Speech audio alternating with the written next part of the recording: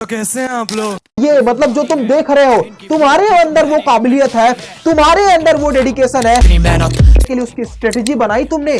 कहां गई उसकी स्ट्रेटेजी? कहां की हिस्ट्री का सबसे गोल्डन मंथ होने वाला है।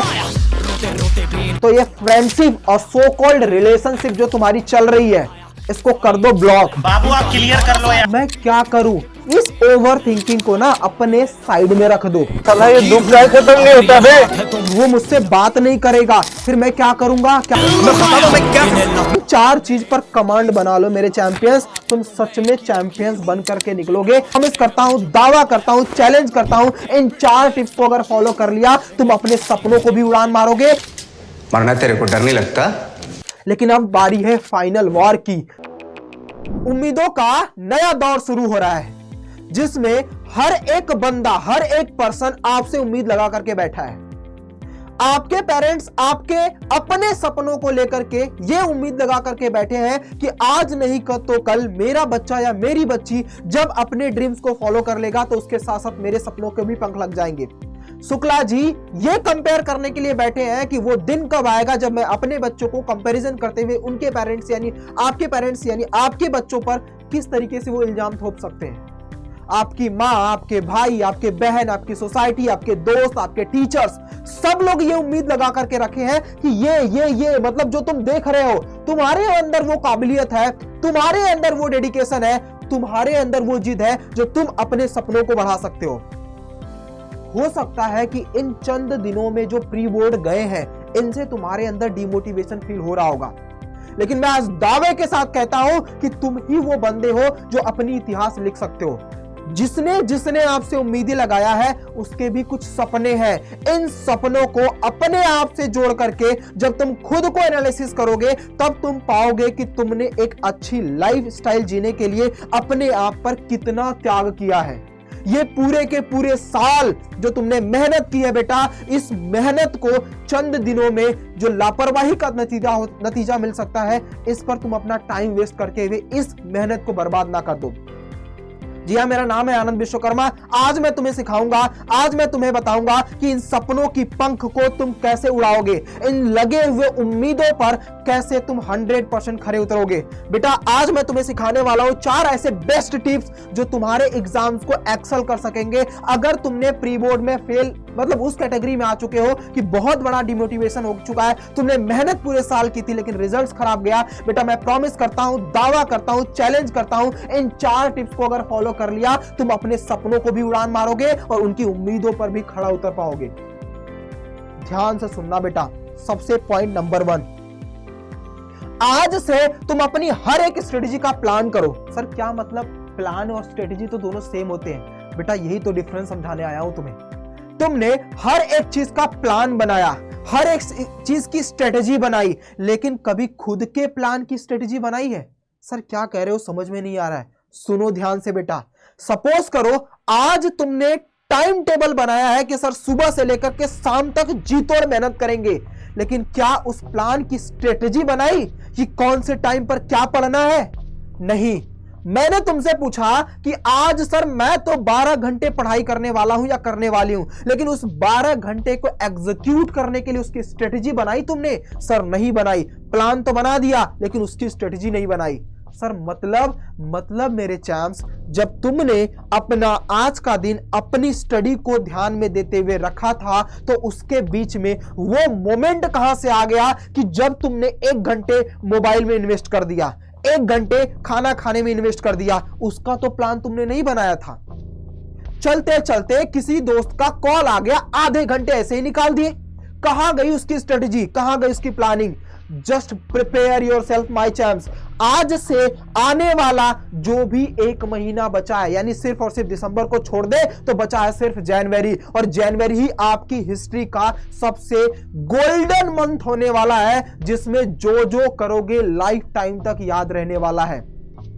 तो रिमेंबर वन थिंग बेटा, आज से अपने प्लान की स्ट्रेटजी बनाना स्टार्ट कर दो। तुमने जो किया है उसको भूल जाओ। आज से तुम क्या करने वाले हो उसकी स्ट्रेटजी आज तक बुक में छप जानी चाहिए। तुमने क्या मिस्टेक्स की, उस मिस्टेक्स को कैसे सुधारोगे उसकी स्ट्रेटजी बनाओ। तुम्हारा प्लान क्या है, उस प्लान को किस तरीके से एग्जीक्यूट करोगे उसकी स्ट्रेटजी बनाओ। पूरे दिन में तुम कौन सा सब्जेक्ट पढ़ने वाले हो, कब तुम सैंपल पेपर लगाने वाले हो, उस सैंपल पेपर को लगाने के बाद तुमने क्या रियलाइज किया, क्या वीक पॉइंट निकला, क्या स्ट्रॉन्ग पॉइंट निकला, उस सभी का प्लान स्ट्रेटजी बनाओगे तुम। पॉइंट नंबर 1 था ये। ध्यान से इन सभी चीजों को अगर स्ट्रेटजी नहीं बनाया फिर से वहीं पे खड़े मिलोगे जहां पर तुमने प्री बोर्ड को छोड़ा है। Mark my word my champs. Number 2, हर दिन का प्रोडक्टिव आवर्स बनाना पड़ेगा तुम्हें बच्चा। तुम्हें क्या लगता है कि पूरे दिन का सिर्फ टाइम टेबल बना करके, पूरे दिन की वीडियो देख करके, 12-12 घंटे 16-16 घंटे की वीडियो देख करके तुम पढ़ लोगे, तुम्हारा प्रोडक्टिव आवर्स निकल जाएगा? ना मेरे चैम्प्स, कभी ना निकलने वाला। लिख करके ले लो, ना तुम्हारा रिजल्ट्स बदलेगा, ना तुम टॉप करोगे, ना तुम उस कैटेगरी में आओगे। आज से अपनी हर उस टाइम का वैल्यू का प्रोडक्टिव में कन्वर्ट करना स्टार्ट कर दो बेटा, क्योंकि अगर उससे productive times, productive offers, productive चीजें ना निकल पाई तो वो टाइम व्यर्थ है, वो समय बेकार है, वो किया गया काम बेकार है, वो पढ़ाई की गई जो समय, जिस समय में आपने पढ़ाई की थी वो पूरा का पूरा वेस्ट चला जाएगा। फॉर एग्जाम्पल के लिए बता देता हूं, तुम्हें क्या लगता है मेरे चैम्प्स कि आज पूरे 12 घंटे में से 6 घंटे मैंने मैथ्स पढ़ा है। सपोज करो आज तुमने 5 से 6 घंटे मैथ्स पढ़ा और उन 5 से 6 घंटों में तुमने सिर्फ और सिर्फ वीडियो सॉल्यूशंस के द्वारा देखा है। क्या उसका इनपुट मिलेगा तुम्हें? ना मेरे चांस, कभी नहीं मिल सकता। वो मिलता कब? जब तुमने पूरे साल में पढ़ाई की ना, उसका बेनिफिट तुम्हें वहां पे मिल जाता था। लेकिन अब बारी है फाइनल वॉर की, फाइनल पंच की, और वो पंच ऐसा होना चाहिए कि जब तुम्हारी पेन चलने लगे ना तो आस पड़ोस बैठे हुए सारे चैंपियंस जो अपना अपना एग्जाम लिख रहे हो वो थक हार करके पेन रख दे कि भाई ये कहां से पढ़ करके आया है, कितना पढ़ा है, कैसे पढ़ा है, मुझे क्यों नहीं आ रहा है। तो आज से उस देखने वाली छवि को कन्वर्ट करो सेल्फ स्टडी में बेटा। तुम्हें क्या करना है आज उसका पूरा स्ट्रक्चर तुम्हें समझाता हूं। पॉइंट नंबर 1, इसमें डेली प्रोडक्टिव आवर्स कैसे करोगे। सबसे पहले हर दिन वीडियो सॉल्यूशन जो तुम्हें करना है मेरे चैम्प्स, उसको केवल और केवल 2 से 3 आवर्स में बस देखो। बाकी सेल्फ स्टडी पर बढ़ाओगे तुम। क्या करोगे बेटा? सेल्फ स्टडी को एटलीस्ट कम से कम तुम्हें बेटा 8 to 9 आवर्स की करनी है। याद रखना, इस 8 to 9 आवर्स में एटलीस्ट 1 सैंपल पेपर तुम्हारा डेली हो। अगर तुमने सैंपल पेपर नहीं लगाया आपसे तो तुम लिख करके ले लो बेटा, चाहे कितना भी तुम्हारे अंदर कॉन्फिडेंस हो, लेकिन तुम पैनिक हो जाओगे जब तुम बोर्ड में बैठे होगे एग्जाम देने के लिए। तो आज से अपनी स्ट्रेटेजी को रिवाइज करते हुए उस टाइम को प्रोडक्टिव बनाना है। और प्रोडक्टिव बनाना कैसे है? हर दिन तुम्हें 1 शॉट देखना है या कुछ जो भी देखना है, जो भी सब्जेक्ट तुम्हारा वीक है, तभी तुम जाओगे वीडियो की तरफ, वरना तुम हमेशा क्या करोगे बेटा? हमेशा करोगे सेल्फ स्टडी। और सेल्फ स्टडी कितनी होनी चाहिए? 8 to 9 आवर्स। और उस 8 to 9 आवर्स में एक सैंपल पेपर तुम्हारा कंपलसरी होना चाहिए, चाहे वो किसी भी सब्जेक्ट का सैंपल पेपर हो, लेकिन हर दिन सैंपल पेपर लगाना कंपलसरी है। और वो भी उसी टाइम पर जिस टाइम पर तुम्हारा बोर्ड होता है बेटा। यानी स्टार्टिंग में अगर बात करें बेटा तो 10 AM से आपका बोर्ड नॉर्मली स्टार्ट होता है और आपका चलता है 1-1:30 तक। तो अपने आप को 1 PM या 1:30 PM तक, 10 AM से 1:30 PM का 3:30 आवर्स का डेली का शेड्यूल बुक कर लो। 10-15 मिनट आगे पीछे हो सकता है बेटा, लेकिन आज से तुम्हें पूरा प्रोडक्टिव देखते हुए, ध्यान में रखते हुए अपने अपने सैंपल पेपर को इसी समय पर लगाना है, ताकि इस समय के, इस टाइम के तुम हैबिचुअल पर्सन बन जाओ। और इस टाइम पर तुम क्या सोचते हो, जब तुम लगातार 1 महीने इस पर काम करोगे तो बोर्ड के दिन भी तुम यही फील कर रहे होगे कि ऐसा तो मैंने 10 से 1 के बीच में हमेशा पेपर दिया है। और तुम्हें थोड़ा भी पैनिकनेस फील नहीं होगी बेटा, क्योंकि स्टार्टिंग में ही जो तुमसे पैनिकनेस फील हो रही होगी, जो पैनिक तुम्हारे अंदर आ रहा होगा वो इस 1 मंथ की जर्नी में खत्म हो चुका होगा। इसीलिए जब भी तुम सैंपल पेपर लगाओगे, सैंपल पेपर का टाइम फिक्स कर लो। वो होना चाहिए सुबह 10 बजे से लेकर के 1 बजे तक। यही टाइम फिक्स कर लो। 15-20 मिनट आगे पीछे हो सकता है बेटा, लेकिन एग्जैक्ट टाइम यही होना चाहिए, क्योंकि इसी मोमेंट पर आपका बोर्ड एग्जाम होता है। और जब इस फेज से निकलोगे तब दूसरी कैटेगरी में तुम पहुंचोगे कि अपने रिजल्ट्स को तुम्हें बदलना आना चाहिए। प्रोडक्टिव आवर्स करना स्टार्ट कर दो। नंबर 3, सर हमारे ना फ्रेंड्स बहुत बन चुके हैं, तो ये फ्रेंडशिप और सो कॉल्ड रिलेशनशिप जो तुम्हारी चल रही है इसको कर दो ब्लॉक।